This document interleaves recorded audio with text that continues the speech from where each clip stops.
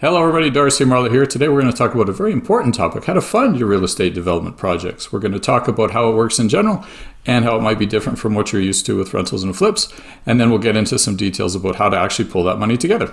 As always, if you like the content, like this individual video and subscribe to my channel, I'd appreciate it. And if you want more information about real estate development, I host a webinar on a regular basis. The links to register are in the comment section below. Enjoy. Okay, let's get into the meat of this one. We're going to talk about funding on some larger projects, actually things that require you to do some work on site. So pure raw land development, or maybe you're knocking down that old house and actually physically building the fourplex. You're typically able to get construction financing or construction loan for 70 to 75% of the total project, the total cost, which means you have to come up with cash for 20 to 25%. So what does total funding, what do the total costs include? Land costs, soft costs, and hard costs. Land is pretty self-explanatory. Soft costs are basically all the paperwork stuff. So that's the engineering, any blueprints you need done, the permit fees with the city, getting environmental reports, those kind of things. Hard costs are anything you're physically paying, the money you're paying to physically do work on site. So typically you can get a loan for 70 to 75% of that. What's important is your money goes in before the construction financing, which means you have to self-fund all the soft costs until permit approval. So even if you get approved for a loan, the bank isn't going to start giving you money until you've actually got the final approval and permits to physically start to do work on site. So you're self-funding up until that. So that might take you past that 20 to 25%, maybe up to 30%. But as soon as you get your approvals and you can actually start to work, your first draw can claw back that extra to that 20 to 25%. Basically, the lender is going to look at 75% loan to total cost, like I said, or 65% loan to finished value. So projected profits, they're looking for the budget. They want to see like a 20% profit. Anything less than that, and there's not enough skin on the bone or meat on the bones if things go wrong. And if you're you're projecting this massive profit, they're going to say, hey, what's going on? Maybe you've overestimated revenue or you've underestimated your costs. So they're going to take a good hard look at that. So 20% is kind of the sweet spot. And with any loan, anything you can do to de-risk the project lowers the amount of interest you're going to pay. And then you're going to get better terms and better interest rates. So that comes back to the experience of you and your team. If you don't have a lot of experience, then you got to make sure your team does. Maybe they're going to make sure you get pre-sales. You might have to do personal or corporate guarantees. And just like everything, I always say, get in and out quick. So the quicker you can get in and out, that de-risks everything too, because there's a less chance that something's going to change with the economy or things like that. So in and out quick, constant theme of mine. So how do you bring some of that cash in? There's a bunch of different ways, but let's look at a few. So basically the traditional joint venture money partner that you're used to in the flip and rental world. So basically just somebody brings in money and they expect a percentage of profit at the end. So let's say they bring in the money to buy the land. So you can buy land a couple of ways, 100% outright. The great thing about that is typically the value of the land will be past that 25 or 30% you need as a down payment. So that means as soon as you actually do get your permits, you can actually start to dig into those construction draws. So that's a really good thing. Not always, but usually the value of the land is kind of in that 25 to 30% of the total project cost.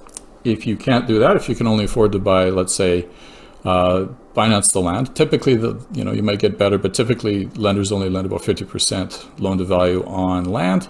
So you come up with 50% cash, you borrow money to buy the land, then you're still continuing to put in money until the total equals that 25 to 30% that they're looking for before they're going to start doing the construction draw. So in the first case, you buy it 100%. Typically, you can get into the construction draw right away. If you're financing, then typically you're going to have to kick some more money in before the loan actually starts to come in. On kind of a smaller project, so old house on a 50-foot lot, let's say, you can typically buy that just like you would with the same kind of rules you would with a flip or rental, 20% down, 25% down. While you're spending the 8 months, 10 months, a year to get your permits, you've got a renter in there to kind of offset the costs. And then when you're ready to go, you can switch it over to a construction draw. Another way to do it is a JV partner, but they're bringing in the money and they don't want equity, they don't want a profit participation, they just want interest. So basically they're providing the money to buy the land or do the soft costs at a specific interest rate. That's great. You can actually maybe people, you can get investors that actually are drawing from their retirement savings, registered retirement savings that are available in both sides of the border with the United States and Canada. The downside of that, remember, is it's 100% leveraged, and so there's potential risks on that if the economy goes down. The other thing is the main lender that's lending the construction draw, they're going to want to be in first place.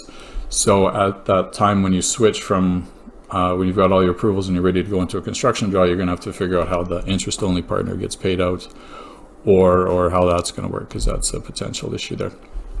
Another way to do it, in the last video, we talked about, can you control the land without actually buying it? So we talked about different ways to partner with the seller. This is kind of the preferred way. If you can do this, this is really the best way.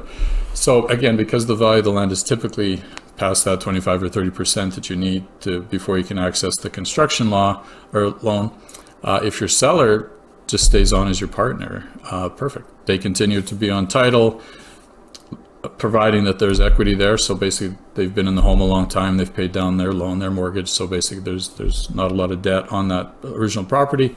Then again, you can get past that 25 or 30% down, and in return, when you sell or you finish, whatever the end result is, the seller's going to get the normal price they would have sold if they just sold the land to anybody, but then they're also going to take a percentage of the profit from the deal. Still works out great for you because you require a lot less money for that. Your money is basically then just needed to handle the soft costs. Another way to do it is partner with a builder. So maybe you've got a builder that does investing as well. So they supply the land, you supply the money, you work together. And then when the building's done and sold, you basically split the profits on some negotiated schedule. Let's look at some of the smaller projects then, maybe paperwork only. So that's again where you're just doing the lift, maybe changing from low density to high and selling to a builder, or tearing down the house and subdividing the lots and then selling those lots, those kind of things. These are great because they need less cash because there's no hard costs. Basically, it's just the land cost and some soft costs for engineering and permits and that kind of stuff. This allows smaller investors to get involved. Maybe you can find a hard money lender, higher interest rates just for the 6 months or 8 months that you need to do what you want to do. Again, but that's, even though 15% may sound high, it's still cheaper than giving away 50% of the profits to an equity partner first thing. So in that sense, this financing is kind of similar to a flip. And I always say, if you can afford to buy that old house for a flip or a rental, you can afford to buy it for these paperwork only kind of micro strategies. So if you found this information informative and you'd like to know more about raw land development, I host a webinar on a regular basis. The registration links are in the comment section below. And as always, comment. I'd love to hear from you. Thank you.